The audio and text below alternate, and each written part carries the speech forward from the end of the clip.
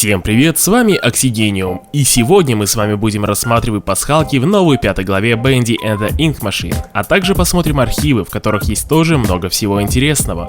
А начнем мы с 5 пасхалок, которые можно обнаружить в 5 главе Батим и остальных обновленных главах. Поехали!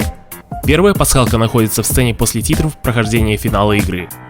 Там в дверном проеме вы можете заметить чернильную машину, которая находится не в самом лучшем состоянии, всю в ржавчине и чернилах. Причем можно заметить, что модель чернильной машины похожа на ее первую версию.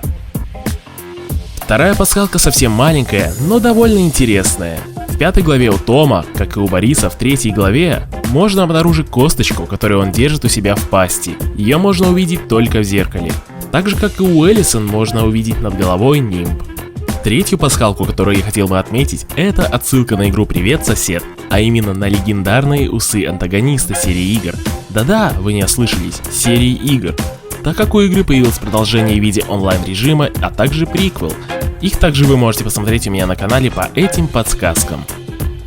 Данную пасхалку можно обнаружить при перепрохождении 4 главы в локации Бенди Ленда на огромной картонной голове Бенди через зеркало, которое выдаст нам Элисон в начале 5 главы. Поэтому важно именно перепройти 4 главу после прохождения 5. Вот такая вот забавная пасхалочка. Четвертая пасхалка — это Митли, которого можно найти в каждой главе. В этот раз в 5 главе его можно найти в локации администрации, в лабиринте, где витает банда мясников. Казалось бы, самая банальная пасхалка, которую можно было бы упомянуть, но не упомянуть ее было бы просто неуважением.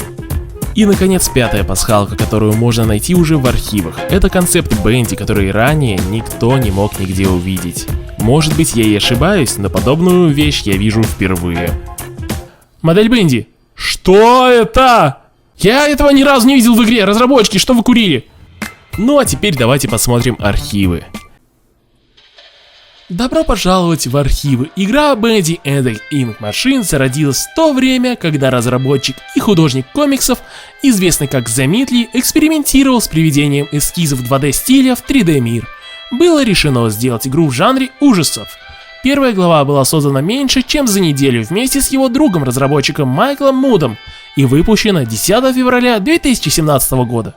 К их удивлению, игра захватила сильный интерес среди независимых игроков. Почти за ночь Митли и Майк Муд оставили все свои проекты, решили сконцентрироваться на Бенди и рассказать свою уникальную чернильную историю. Игра была полностью завершена за 1,5 года, небольшой, преданной своему делу группой независимых разработчиков, хотя концепция и история оставались неизменными. Игра потерпела небольшие изменения по мере ее разработки, поскольку персонажи и модели были усовершенствованы из ранних накиданных версий. Этот архив заглядывает за завесу этого процесса. Бесчувственный Борис.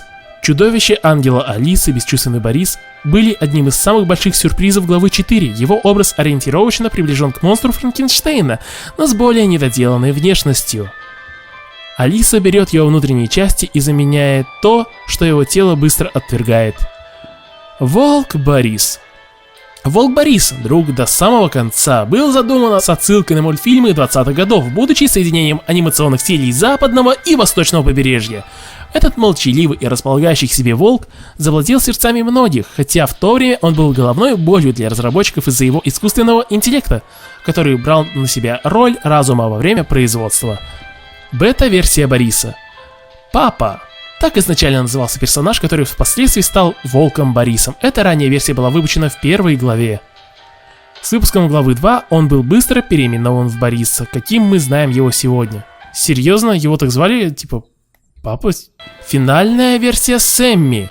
Финальный образ Сэмми Лоуренса получился полноценным благодаря его накачанному телосложению и физически сильным конечностям. Безумный композитор может наконец казаться замеченным, по крайней мере, его фанатками.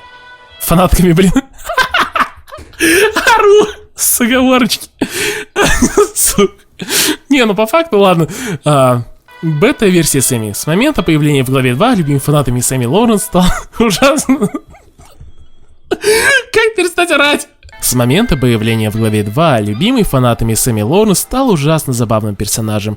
Его стройное телосложение, считавшееся не совсем устрашающим, переделали и наградили лучшим скелетом для более сложной анимации. Финальные версии искателей выглядели сильнее внешне, они стали приятнее, с лучшими чернильными эффектами и более человеческой внешностью.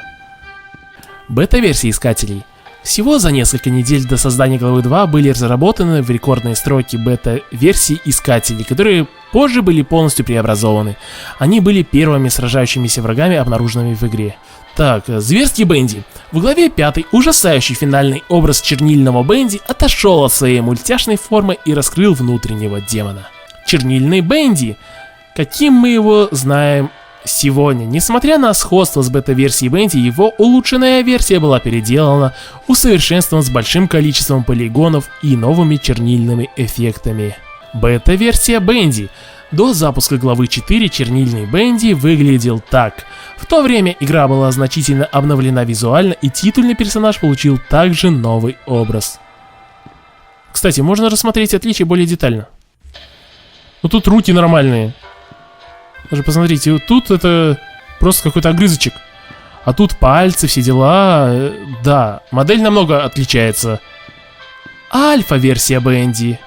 В игре используется первоначальный дизайн чернильного Бенди из самой ранней версии главы 1. Он в шутку именуется как «улыбчивое птичье дерьмо» между разработчиками. В принципе, похоже. Модель Бенди. Что это? Я этого ни разу не видел в игре. Разработчики, что вы курили? Это первая версия изображения Бенди. В предыдущих моделях Бенди был намного меньше и милее, с его рассеченным лицом, которое раскрывает жуткий рот. Это типа они хотели его таким сделать? Генри Стейн. Будучи равным партнером Джоуи Дрю по бизнесу, Генри Стейн был талантливым иллюстратором и дизайнером персонажей до его ухода из компании. Приблизительно в 1930 году его место в истории студии Джоуи Дрю документально не подтверждено, но многие говорили, что он был настоящим создателем многих памятных персонажей студии. Обычная чернильная машина. Эта версия чернильной машины была использована в игре до значительного визуального обновления. Многое из знакомого и любимого фанатами дизайна было перенесено в последнюю версию.